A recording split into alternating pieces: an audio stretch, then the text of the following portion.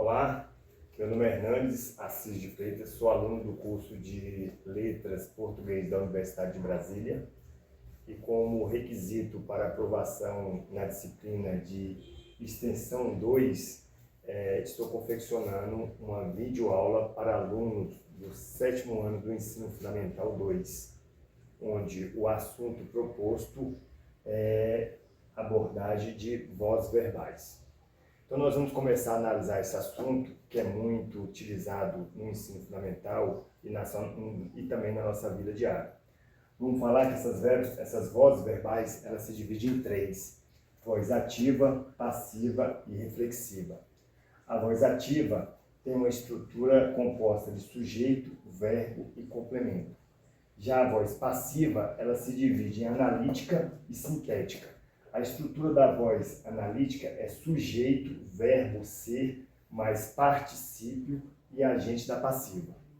Já a voz passiva, na sua modalidade sintética, ela tem a estrutura com verbo mais partícula ser. E a voz reflexiva. Vamos abordar agora a voz ativa. A voz ativa é a mais utilizada na nossa língua portuguesa. O sujeito é quem pratica a ação, é o tipo mais comum. Temos aqui alguns exemplos, bem fácil. O professor explicou a matéria. O aluno desenhou um mapa. No primeiro exemplo, quem explicou a matéria? O professor. Então está na voz ativa. Quem desenhou o mapa? O aluno. Então, voz ativa. O sujeito está sempre praticando a ação do verbo. Na voz passiva, o sujeito recebe a ação verbal. Veja o exemplo. A matéria foi explicada pelo professor. O mapa foi desenhado pelo aluno. Quem que explicou a matéria? O professor. Então, aqui nesses exemplos aqui, tanto o professor quanto o aluno foi quem praticou a ação, recebeu a ação verbal. Então, nessa modalidade, na voz passiva, o sujeito está recebendo a ação do verbo. Nesses dois primeiros exemplos, como a estrutura da voz passiva, analítica, é sujeito, verbo ser, mais particípio e agente da passiva, é na modalidade analítica. Já esses dois exemplos aqui, é a voz passiva sintética. Vejam, venda-se livros, alugam-se casas. Então, essa estrutura aqui, verbo mais partícula ser. Para finalizar, e não menos importante, temos também a voz reflexiva. Nessa voz, o sujeito pratica e recebe a ação ao mesmo tempo. É a mais simples. Ele se penteou. Ele pratica a ação e recebe a ação. Eu me machuquei. Ele pratica a ação e também recebe a ação. Então, essas modalidades de vozes são muito comuns na língua portuguesa e tem uma facilidade, só que precisa do estudo, para a gente ter o conhecimento dessa modalidade verbal. Dando continuidade à nossa aula, trazemos agora um quadro para facilitar o entendimento dos alunos, onde a gente vai ver a voz, o que acontece nos exemplos. Então vamos lá, na voz ativa, como já foi falado, o sujeito faz a ação. Um exemplo é o gato derrubou o vaso. Na voz passiva, o sujeito recebe a ação. Então veja, da primeira fase para a segunda, o vaso foi derrubado pelo gato. E para finalizar a frase, a voz reflexiva, o sujeito faz e recebe a ação verbal. Logo, o gato se lambeu. Deu o ato de lamber e ele mesmo recebe a ação. Então veja bem, as vozes verbais mostram a relação entre o sujeito e a ação do verbo.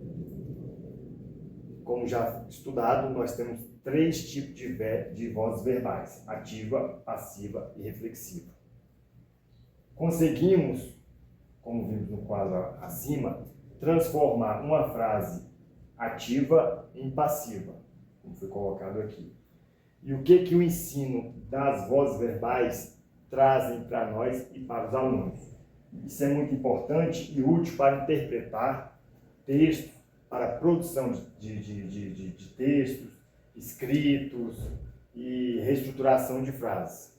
Então, assim, essa matéria é muito importante, não é muito difícil.